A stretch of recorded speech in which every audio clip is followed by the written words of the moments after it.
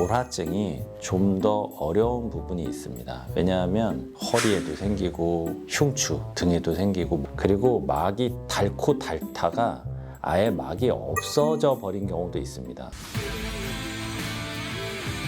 디스크 협착증 개 섞어라 빵빵!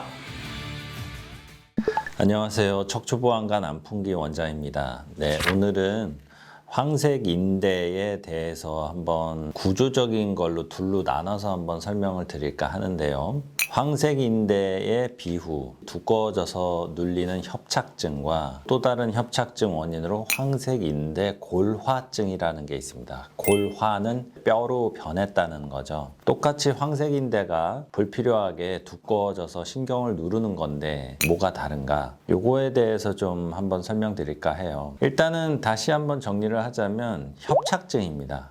뭔가 신경관이 좁아진 거고 어떤 구조물이 신경을 이제 누르게 되는 거죠.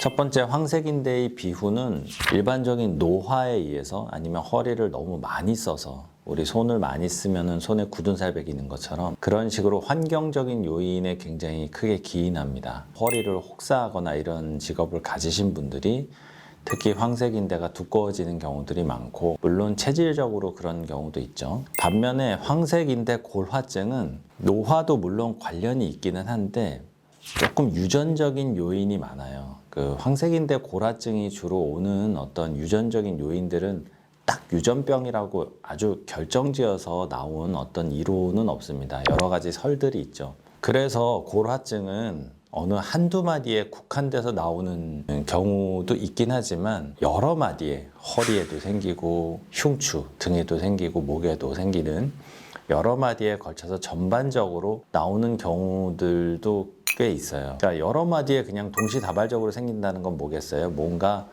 시스테믹하게 전신적으로 그런 어떤 유전적인 요인이 있다는 거죠. 반면에 이제 황색인대 그냥 단순 비후는 특정 마디를 좀 많이 썼을 때, 특히 허리에서는 아시죠? 4번, 5번이 가장 관절 움직임이 많기 때문에 소위 말해서 그만큼 많이 쓰고 그만큼 혹사를 했기 때문에 나오는 병인 경우가 많습니다.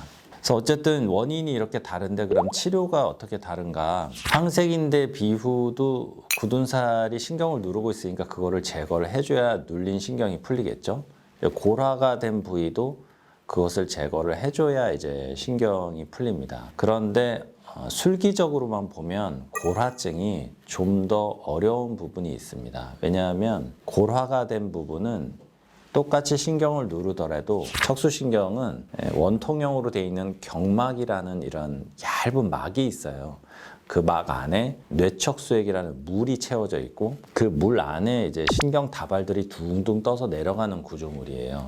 어쨌든 그러면은 이 황색인대가 두꺼워져서 결국 신경을 누르는 게 뭘 누르겠어요? 처음에는 그 경막이라는 막을 누르게 돼요. 이 막이 좀 노화가 됐다거나 아니면은 여러 가지 뭐 약물 치료를 많이 했다거나 이런 요인에 의해서 약이 점점 얇아집니다. 특히 나이가 이제 드실수록 투명 종이처럼 거의 안쪽에 있는 신경 다발들이 비쳐 보일 정도로 굉장히 얇아지거든요. 그런데 황색인대가 굳은 살이 배겨서 골화가 된 부위는 그 막이 엄청 심하게 들러붙어 있어요. 그리고 막이 닳고 닳다가 아예 막이 없어져 버린 경우도 있습니다. 그럼 막이 열리면은 뇌척수에 물도 셀 수 있고 신경 다발도 나올 수 있잖아요.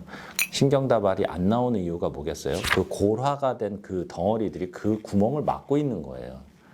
거의 그 정도로 골화증은 그 막이 닳아서 없어지거나 많이 닳아서 너무 얇아졌을 가능성이 높습니다.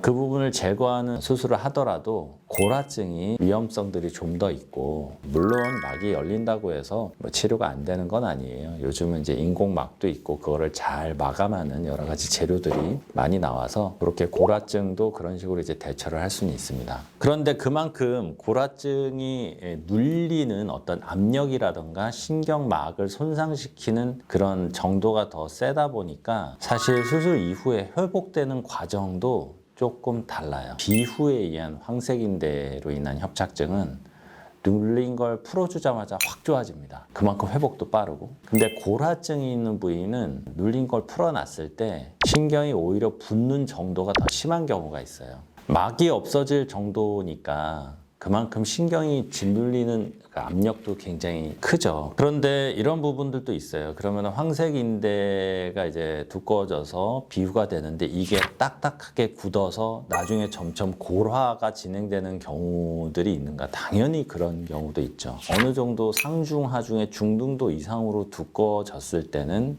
그거를 너무 참거나 방치를 하시면 나중에 이게 골화가 되거든요. 신경을 싸고 있는 막도 얇아지고 막이 트어지고 막이 없어져 버리는 소위 합병증과 그런 위험성들이 점점 올라가기 때문에 더 치료가 어려워지고 힘들어지기 전에 그 굳은 살만 간단하게 터주는 황색인대 부분 제거술을 해줘야 되는 경우가 훨씬 더 그게 좋은 경우가 많습니다. 근데 골화가 되는 속도는 빠른 분들은 굉장히 빠르게 진행되기도 하거든요. 그래서 검사를 한 시점부터 아무래도 조기에 하루라도 빨리 신경길을 열어주는 게 훨씬 더 나중에 예후나 회복이 되는 과정에서 좀 더 완쾌가 될 수 있는 그런 기준들이기 때문에 이런 부분들도 꼭 참고를 해주셨으면 좋겠습니다. 네, 황색인대 비후와 골화증의 차이에 대해서 오늘은 설명드렸고요. 궁금하신 부분이 또 있으시면 이제 댓글로 남겨주시면 제가 또 답변 따로 1대1로 남겨드리겠습니다. 지금까지 안풍기 원장이었습니다. 감사합니다.